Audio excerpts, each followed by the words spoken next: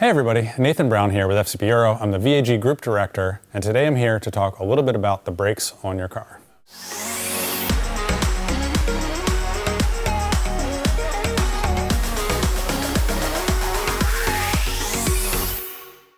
So, got a lot of stuff here on the table, got a lot to talk about, but before I do, let's talk a little bit about brakes and how they work in the first place. So, essentially, every vehicle, any modern vehicle for the most part, is going to have a brake disc and a brake pad system. There's drums that were kind of popular back in the day.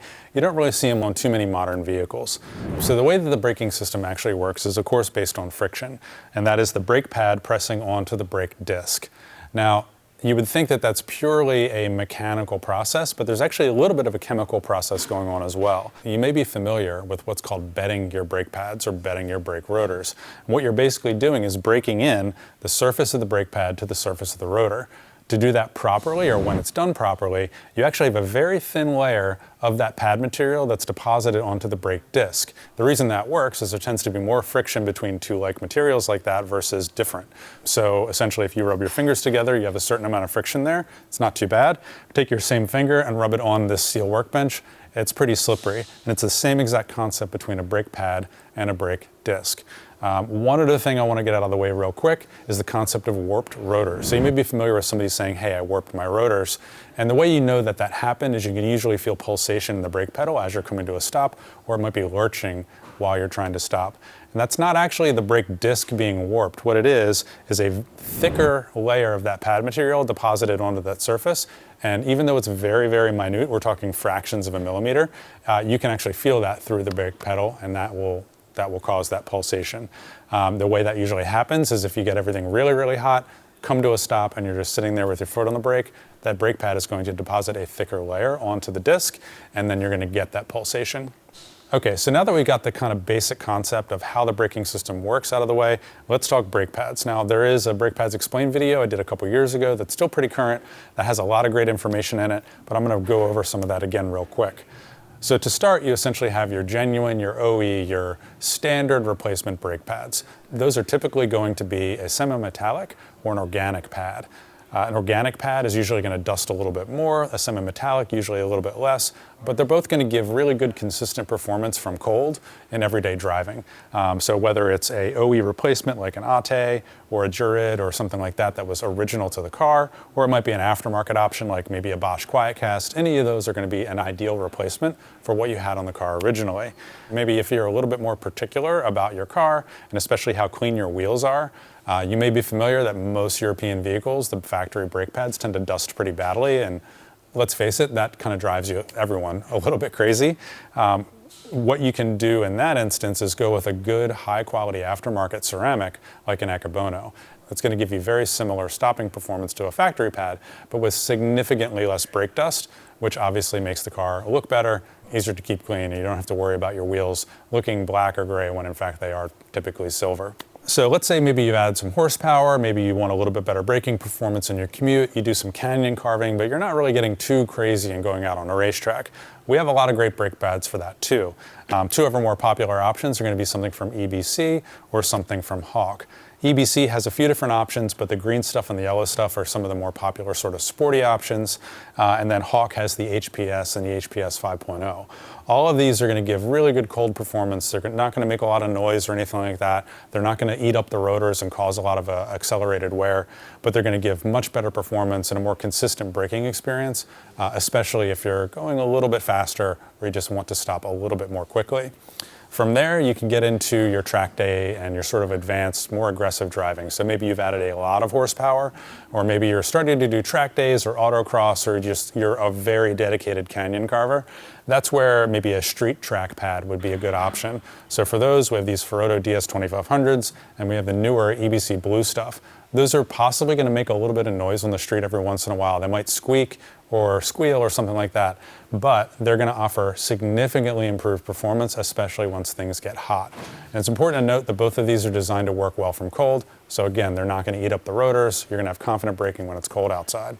Then finally, we have our ultra high-end racing brake pads, and that's going to be something from Pagid Racing, maybe like a Hawk HPS series pad. These are not really going to be for everyday use, but if you're out on track, you're driving aggressively, it's going to give you the confidence and the braking power that you need in order to stop your vehicle.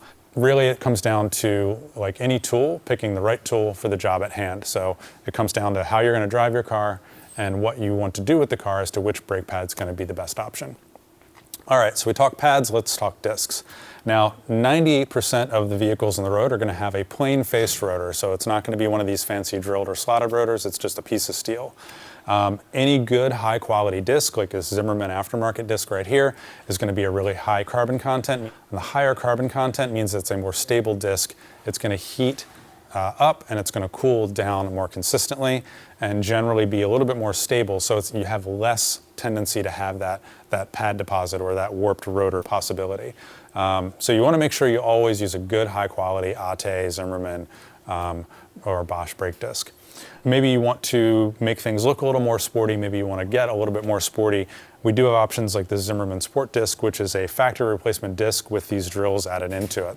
And cross-drill rotors, they look really cool, they've been really popular for quite a long time, and you may think that the drilling is actually for cooling, but it's not. Maybe back in the day, if you had like a solid disc or something like that, you would have a little bit more airflow that would help.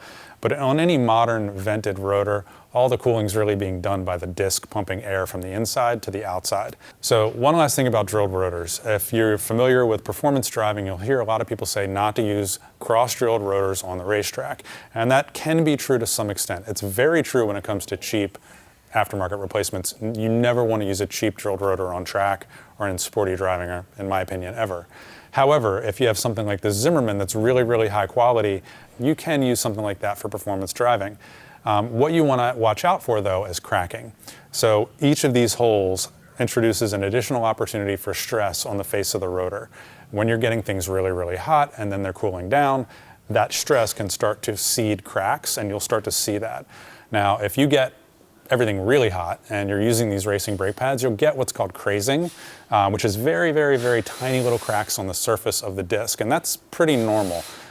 If it's a really big crack that's at the edge of the rotor, then yeah, that's danger zone. Don't drive your car.